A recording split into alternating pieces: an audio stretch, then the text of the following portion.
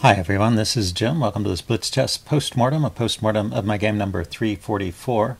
I was white here, kicked off with d4, but my opponent played e6. Not the most popular choice here, but an interesting move. You can transpose from here into a lot of different openings. I could continue with c4 and we get some kind of queen's pawn opening, or I can play e4 and most likely we get a French defense. Although I have seen some people play it with c5. It's kind of a funny way to transpose into a Sicilian.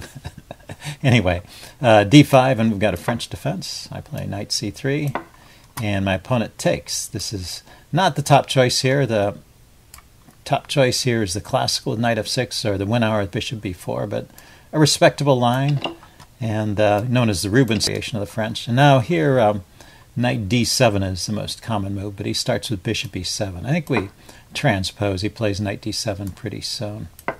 But he goes in for knight f6 first. A lot of times when the knight comes to f6, you just take it because to move the knight again is kind of wasting a tempo. Here, you could support the knight with bishop d3. Both moves are in the database with bishop d3 being a little more popular.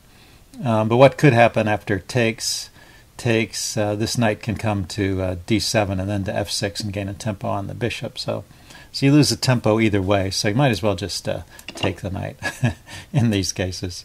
Often it's the case you might as well just take the knight. And now c3 is the normal move here, but I just played bishop d3, not worrying about this pawn. It turns out I should have calculated this in advance. It turns out this is a safe move because if he takes, he takes. You don't have this discovery over here because he hasn't castled yet, but you have this discovery here. Bishop to b5 check wins the queen. So he couldn't take the pawn.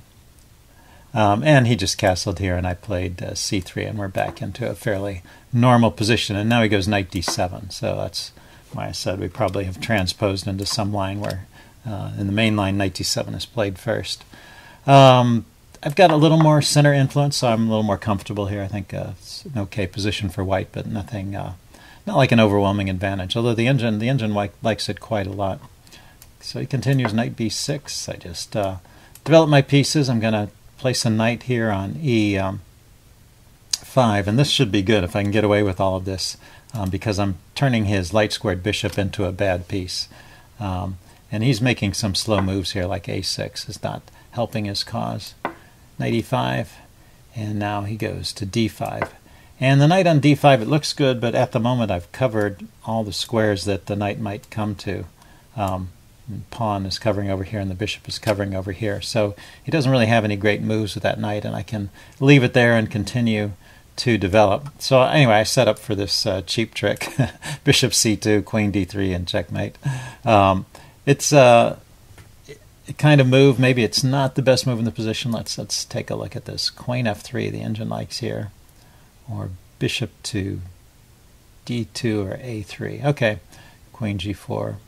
But it does have, let's see if we go forward, rather, bishop c2 and queen d3. A lot of times it'll force some weakening move, even if it won't mate immediately, and that gives some advantage to white. So I'm still doing okay here. c5. So a logical move to strike back, but in this case, he's actually sacrificing a pawn here, and it looks like it's not entirely justified. So now the engine likes my queen d3 idea here. g6 is pretty much forced to to stop this, and I've managed to create some weaknesses. And now I can play bishop h6 right away. Okay, I do that. He drops back with his bishop. And taking is the right move. Okay, I wasn't sure about this. You can also consider just dropping the queen back and defending and letting him take. But it seems like in this case that's a little bit of a waste of time for me. I might as well just take, get rid of his defender of the dark squares, and look forward to some kind of attack over here. And now d takes c5. Yeah, so this just wins a pawn over here. Notice the rook is still supporting the knight, and the knight is not even under attack. But that's important, that he can't gain a tempo on the knight with his queen c7 move. It would be a double attack if the knight weren't defended, but the knight is defended, so everything is good here. I just defended the pawn with b4. The engine likes queen to d4. Another way to defend the pawn. And f6 kicking the knight, and knight to c4. Okay, so it looks like an interesting way to play. This f6 move, which has been provoked, is kind of a weakening move over here. This leaves this pawn a little bit weak, but maybe he's going to push on with e4 at some point. He can't play it right now because, I mean e5. He can't play e5 right now because it needs, the pawn needs to support the knight here. And okay. But he played, I played with b4, defending with the pawn, and he tries to undermine the pawn with b6. This might be a good move in some circumstances, but you always have to watch out for the case where your opponent can just pass your pawn by. You're playing this move with the intention of forcing some exchanges here and weakening this structure, but if I can just push these pawns forward, it didn't really create any weaknesses, and actually it helped my cause. So you really want to blockade this pawn or make sure it can't advance before playing a move like b6. Okay, but he played b6 right away, and I pushed on with c6. Notice this knight here now is doing a terrific job supporting that pawn, and he makes a similar kind of mistake with a5, which is, once again, if I was forced to take, it would be it would mess up my pawn structure a bit and give him some targets. But I don't have to take, I can push forward. And now I've got these pawns here in a very solid position. I don't even have to move my knight. I mean, I don't have to keep my knight here anymore. I can think of moving my knight because the advanced c pawn is supported by the b pawn. So he's done a lot to help me out here. And even though the material is, oh, I'm one pawn up, rather. I have one pawn that he sacrificed on c5, but the advantage, according to the engine, is +3. So yeah, it's just a dominating kind of position. So he played queen e7, and I went with c4 here to kick his knight. Yeah, it was a mistake, actually. The pawn on c3 keeps his knight from coming into this b4 square, which is, so it's doing a good job there, and I really shouldn't move it.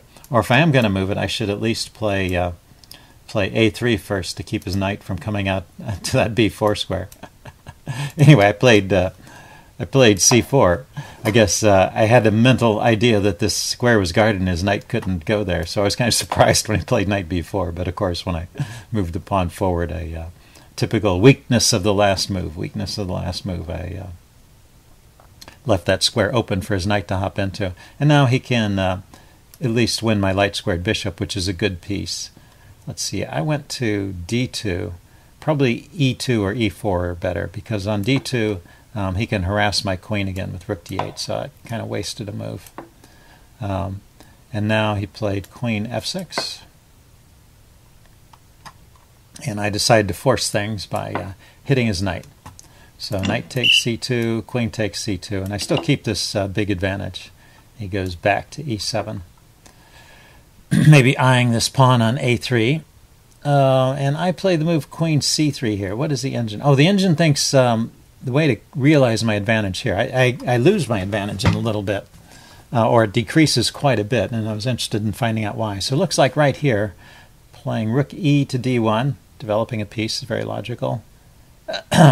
Rook a to d1 or rook e to d1. Okay, so not just developing a rook, but mainly opposing this rook on the d file is an idea. And but the best idea here maybe is c5. And you know, I've got this mass of pawns here, and if he takes, I'll have two passed pawns. So this looks pretty dangerous. If he doesn't take, I'm going to take. So it looks like I'm able to create a pair of connected passed pawns here, which is going to be really strong. So c5, definitely a good move here. I played queen c3. He went f6, kicking the knight. I went back to g4. Now, I looked at this earlier, and I remember my advantage dropping at some point. Let's see if we get there. He kicks the knight again. Drop back to here, and he plays e5.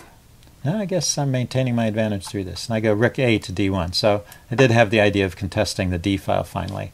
I got my queen up to c3 also with the idea of defending a3, so I didn't have to worry about his queen invasion over here.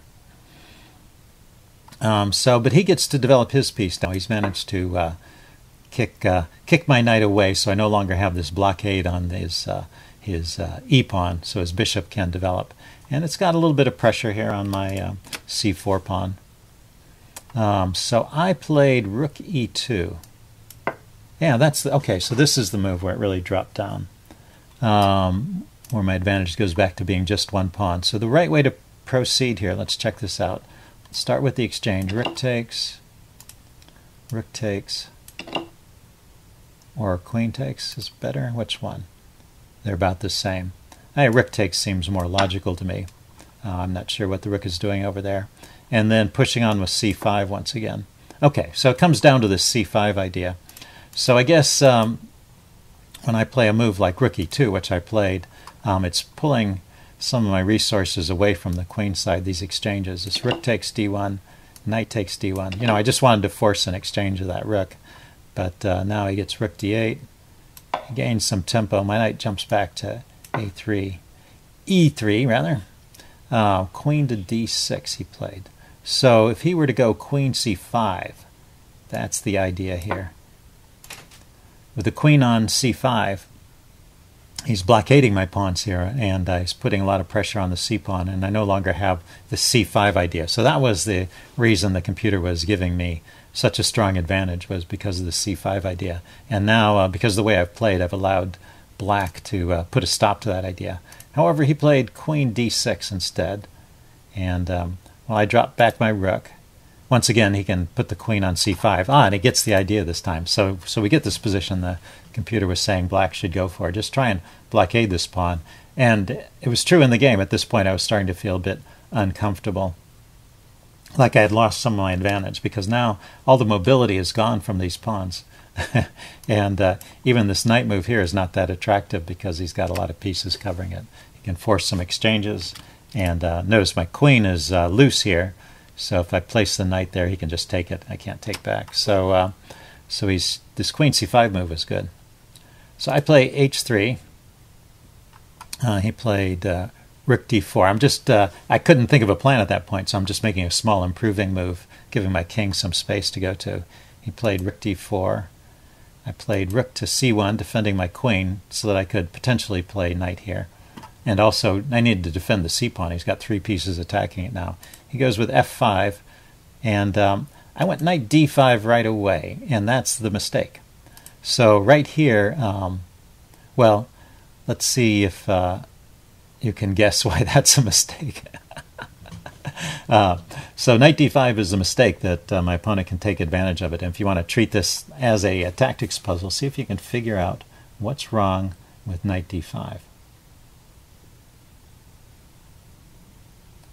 Okay, pause the video if you want some time to think about it. I'm going to give the answer away now. I played knight d5. He just takes, which is the right thing. And I have to take back with the pawn.